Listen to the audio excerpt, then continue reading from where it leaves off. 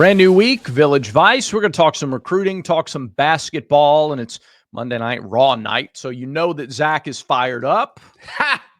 Yeah, he's Zach Blackerby. I'm Brad Law, and today's show brought to you by mybookie.ag. Head on over. They're a big supporter of the program and get in on all the action at mybookie.ag. Okay, no rest for the weary, Zach. You know, like Tennessee is going to have some recruiting momentum because they went to the playoff.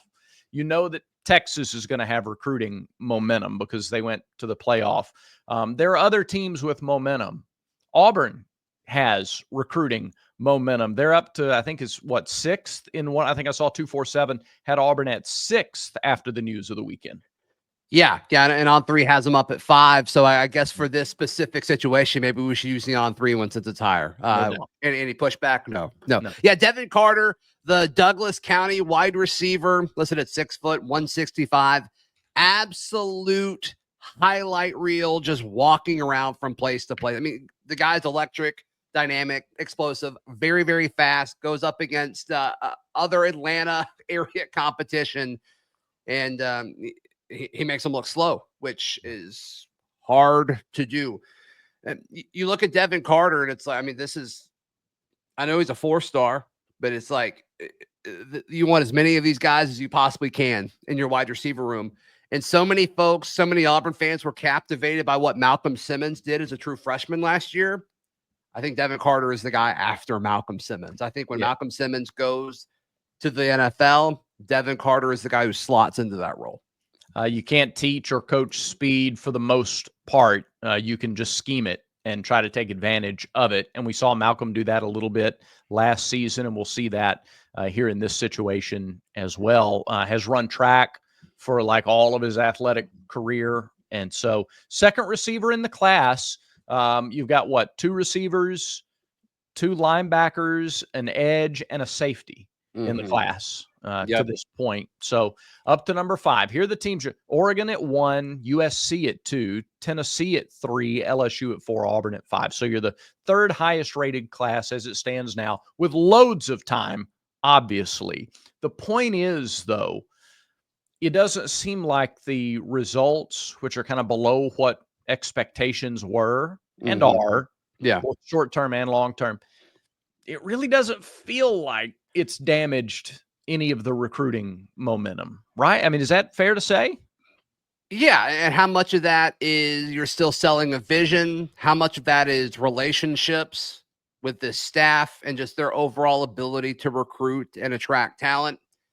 And how much of it is Auburn's NIL and access to resources? All 3 of those things are a factor. It's just, it might be a different percentage for each individual player that's involved here. You got to think, though, if Auburn does underachieve again or dramatically underachieve again, what happens to this class? I wasn't worried about the 2025 class and how it rounded out. This one, like if Auburn misses a bowl game again this year, like I don't think you can do it again. Were you at any point worried about the 25 class looking back? No. The only time I was worried was like I was higher on Nate Marshall, who flipped from Michigan to Auburn, and then I think he ended up back at Michigan. Yeah. I was higher on him than most people. So when he left, I was like, okay, I hope this doesn't happen. But that seemed to be clearly it was an isolated incident. Nobody else left. No, I mean, that was the big talking point. We talked about like the future when Auburn was struggling last year. And what was the big response? Well, everybody's about to leave and decommit. Everybody's going to enter the portal. All the young guys you have on campus, you're not going to be able to keep them, and you're not going to be able to keep these guys committed on signing day. And that just didn't happen. That just didn't happen across the board. Auburn lost one young stud that I was upset about via the portal, TJ Lindsey. Yeah. And they had one guy hop out of the boat when it came to the recruiting. And that was Nate Marshall, which I think both of those guys stink. It stinks that they left. I think they're both fantastic players. Yeah. Which is why it stinks that they left. And they're both a similar position group, which you don't like. But could have been way worse. It could have been way worse. It could have been what everybody was preaching and saying was going to happen and hoping over the last 6 months. In some places. Yeah, sure. And it just didn't happen. So now you look at the 2026 class, and Devin Carter, the newest member, is the highest ranked player in this 2026 class. higher than a Hezekiah Harris, who he is going to be an impact player through and through as far as rushing the passer. And then Shadarius Tootle is a top 100 player, as well as Jermichael Garrett. And he's the 10th linebacker in the class, and he's this in the entire country, and he's the second best linebacker in your class according to the rankings. It's just a good spot to be in. Yeah. I always do this, or will probably start doing this whenever there's a new commitment. Okay. And that is just, again, run down the geography, because this is what a winning Auburn program is built on. Okay. So Auburn signees, I had it. Okay. Georgia, Alabama,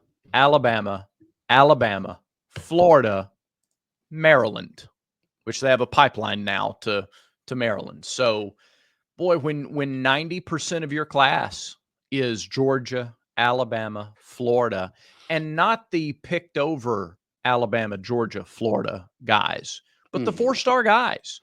Auburn wins with 4-star players from Georgia, Alabama, and Florida. And that's what you're seeing in the early makings of the 2026 class. Yeah, if you're a 4-star player from Georgia or Florida, you've got a chance to be an NFL player. Some of that varies by position and circumstance and all that, but you've got a shot. You've got a shot. And when Devin Carter is the number 6 player in the state of Georgia, like, goodness gracious. Yeah. Well, yes, please. I don't even care what position you play. I don't even need to see the tape. It's like, I'll take that. I'll take that. That's it. Sure. Top 10 players in various states. I mean, unless it's, with all due respect, like New Hampshire or Rhode Island or Montana. If you're a top 10 or if you're an offensive tackle, though, I just don't care. Like, well, that's true. Whatever. Yeah, right. Whatever. Sure. But you're a top 10 player in any of these really talent-rich states. That's, when those classes start to be populated with guys who are top 10, either at their position or in their state. Right. You got to have that. You got to stack it. And they're on their way to doing that. No question about it. No question about it. Year 3 is awfully important. Can I give you a quick? We may do this more, or we may expound on this more in a later show over the summer. Can I give you the record and you tell me which current SEC coach did it in year 3? Yeah. Okay. 8-5. Year 3. Year 3. Now, this is a little bit, I didn't think this all the way through, because there may be somebody that you mentioned that had this record in year 3, but I don't have him on my list. But I have 6 coaches right now, and I have their year 3 records. None of them are the same. So, got it. Jeremy Pruitt. No, current SEC head coach. Not Jeremy Pruitt. Why am I blanking? Who's at Tennessee right now? Josh Heupel. What am I doing? I like Josh Heupel. I didn't mean to do that. Josh Heupel is my guess. No, Josh Heupel was 9-4 in year 3. 1 game off. Okay. And they finished ranked 17th in the country in year 3. I said Jeremy Pruitt with so much confidence too. No, you did. You said Jeremy Pruitt as if I said name a former SEC head coach who finished 8-5 in year 3. Gosh, goodness gracious. Did he get to year 3? Probably. All right. Well, we have to dive into this a little bit, because now we don't have to. We don't. No one's making you do that. No, I know, but I'm just. He did. He got to year 3. What was his record? Year 3. That'd be 0-7 because they were vacated. Oh, okay. Okay. Vacating wins is dumb, by the way. No, it's the most. Thing. It's like, useless 0-7 like that. That's not helpful. Yeah. At all. Like, he didn't go 0-7. Right. Okay, back to the exercise. All right. 8-5. Is that what we're looking for? 8-5. Lane Kiffin went. I was about to say Lane was my next guess. Yeah. Okay. So, all right. 8-5. As you look at Hugh Freeze and Auburn, how do Auburn fans feel about 8-5 in year 3? Is that the floor? Is that the minimum? Is that nope, that's good because it's progress. I would take 8-5, but I don't think most fans would be happy with 8-5, because that's 7-4, then you lose a bowl game. Yeah. Well, no, it's not. What am I doing today? It'd be 8-4. Boy, you're having a Monday. Oh my gosh. It'd be 8-4 and you lose a bowl game. Right. I'm sorry, Yeah, guys. that's all right. You're good. We've all been there. Which SEC head coach went 6-7 in I year don't even want to 3? say anything. I don't even want to know. I don't even want to take a stab at it because I'm going to say like Steve Spurrier or Jackie something. Sherrill. Jackie Sherrill went 6-7. Brian Harsin. Nope, we didn't get the year 3. No. 6-7. I don't know. Tell me. Eli Drinkwitz went 6-7 in year 3. Yeah, he's Eli Drinkwitz's situation is super interesting because, like, is that what happens when you give a guy a ton of time? Great question. Or did he just get better? Did he fall into good quarterbacks? Like, I don't know. Well, I don't know because it's kind of similar to Gus. Mm-hmm.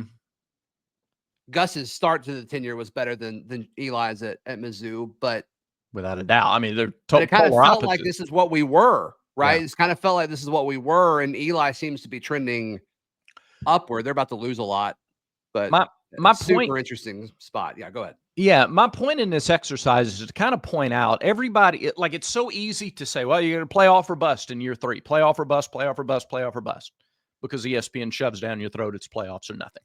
But so Eli goes a combined 17-19 in his first 3 years. 17, and he was 2 games under 500. Now the last 2 years they've gone 21-5. Still no SEC championship game. Still no playoff.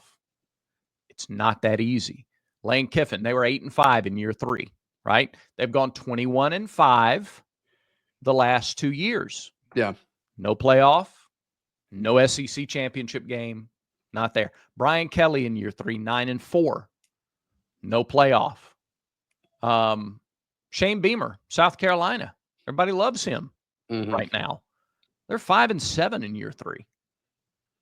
They finished in the top 25 once. Right. That was after an 8-5 year in 2022, their second season. Now, Sarkisian obviously has Texas in the playoff back-to-back years. Josh Heupel got 10 wins in his 4th year, and they got to the playoff this year. It's so easy to say playoff or bust. Do you have Hugh Freeze's record in year 3 at his previous stops? No, but I can get there quickly. I did it for a stat of the day recently. Yeah. Here it is.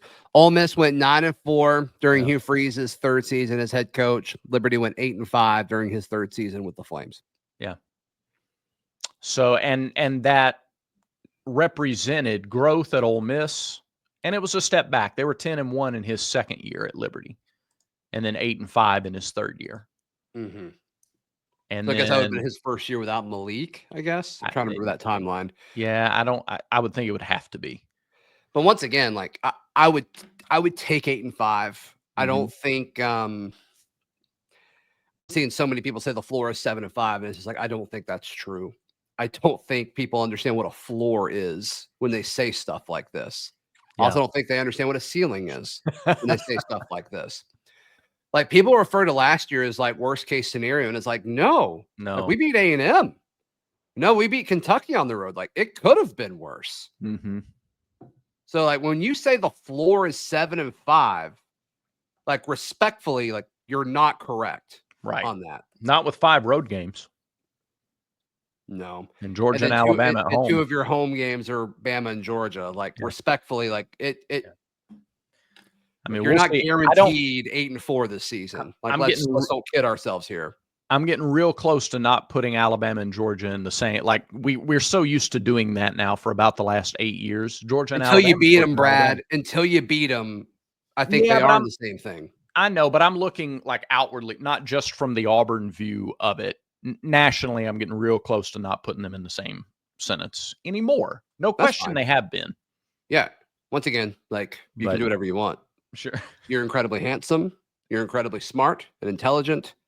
But I'm going to probably keep them together. I'm probably going to keep them together for until Auburn beats one of them, until Hugh Freeze beats one of them. I guess I should say that's kind of where we're at. Rhoback.com though. Yeah. You don't have to worry about home or away games with Rhoback. RHOBACK.com. Yeah. You talk about looking good. Yeah. You talk about being dapper. Going into 2025 saying like, hey, I want to look better. I want to feel better. I want to be better. Rhoback.com. They've got the best selection of the best performance hoodies, the best collared shirts, the best quarter zips. Doesn't matter what it is. They've got you covered. Rhoback.com. And Brad, do we want people to pay full price for these things? Absolutely not. No, we don't. Use promo code VICE20 for 20% off your order. That is at Rhoback.com. Beautiful. Thanks, dude. All right. Basketball, Janai Broome. Yeah. It looked so bad. The first time they showed the replay, and I saw the whole leg move to the inside position of where the ankle is. And then you see the look on Janai's face. It looked so much worse. So much worse. Yeah, and like we don't fully know the extent. I know Auburn put out that release, which I don't think they do if they don't feel like it's some level of optimism, but they say, it's not going to require surgery and, not broken and all that stuff, which I guess is good. Not a doctor, but I guess it's good. I mean, I would say not broken better than broken. Yeah. I guess, but then I had a doctor text me during a live show saying that's not always the case. So like, I don't know. I have no clue. Yeah. And who am I to that sounds wrong, but I'm not going to argue with the guy who went to med school. You know what I mean? True. That's true. It's like, oh, you've operated on an ankle. I believe you. Like how what does he know about? Look, but did he operate on ankles or is he is he is he an ear, nose and throat guy? Yeah. It's not my ENT that I go see for my sinus problems. Yeah. No. I mean, it's great you're a cardiologist and all that, but what do you know about broken bones in the foot? Come on. Yeah. Still trusting them though. Still trusting them. Like, how arrogant are some people to say, I don't know. No, I don't know. Give me it's 2025. It's the internet age where everybody's an authority on everything. So I mean, it is wild though. Like over the weekend, how many Auburn fans are also like orthopedic surgeons? Like it's amazing to me. I think it's great. I used to when you go running in Auburn, if you're ever concerned, like, man, what if I fall and twist my ankle? You're good. Yeah. You're good because everybody in Auburn knows how to fix ankles. It's the best. What a relief. Ankle experts all over the place.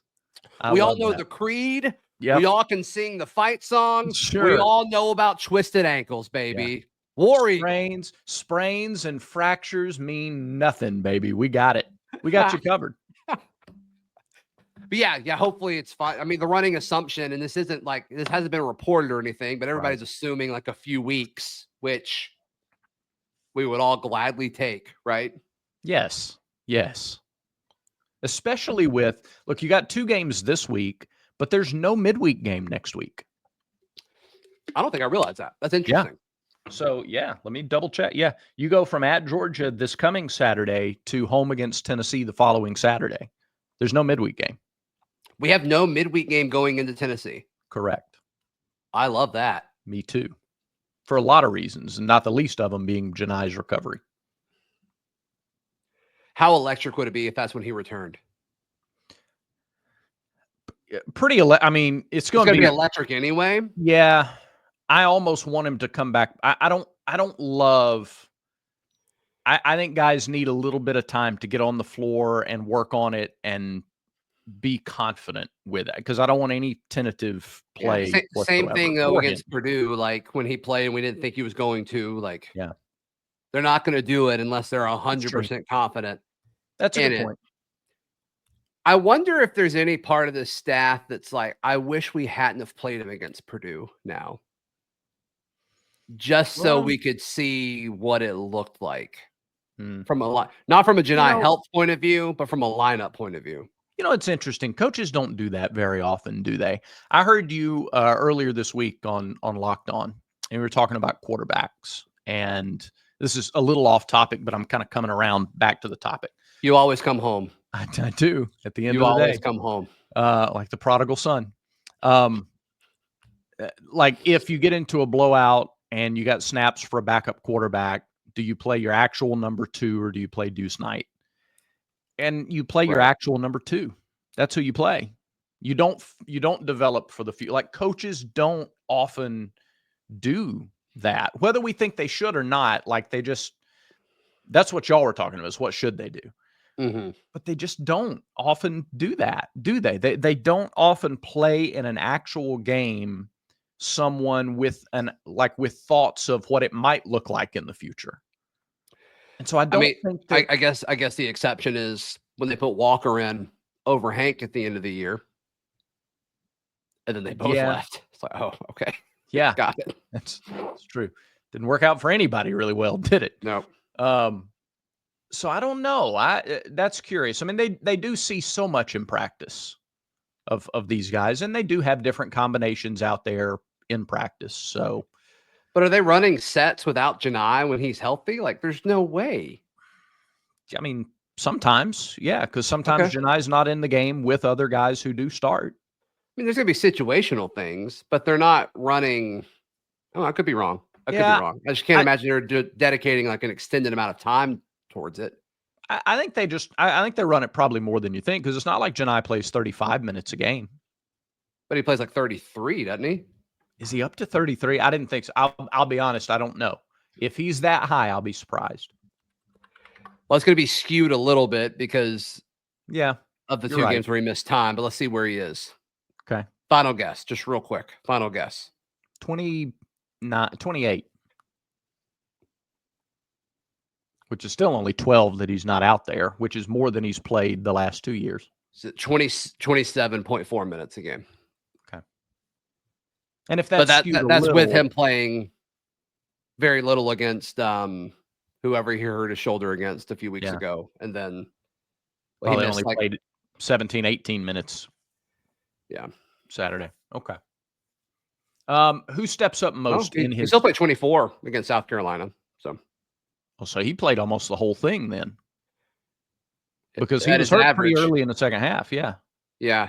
So his minutes over the last played 36 against Texas, 28 against Mizzou. Wow. I'm looking like the relevant games. 30 against Purdue, 37 against Duke.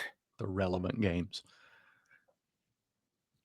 What, you think his stat line against Monmouth matters in this conversation? I mean, I think if we're talking about average minutes in a game, that's going to dictate what they work on in practice and how much time is spent in practice. I got you.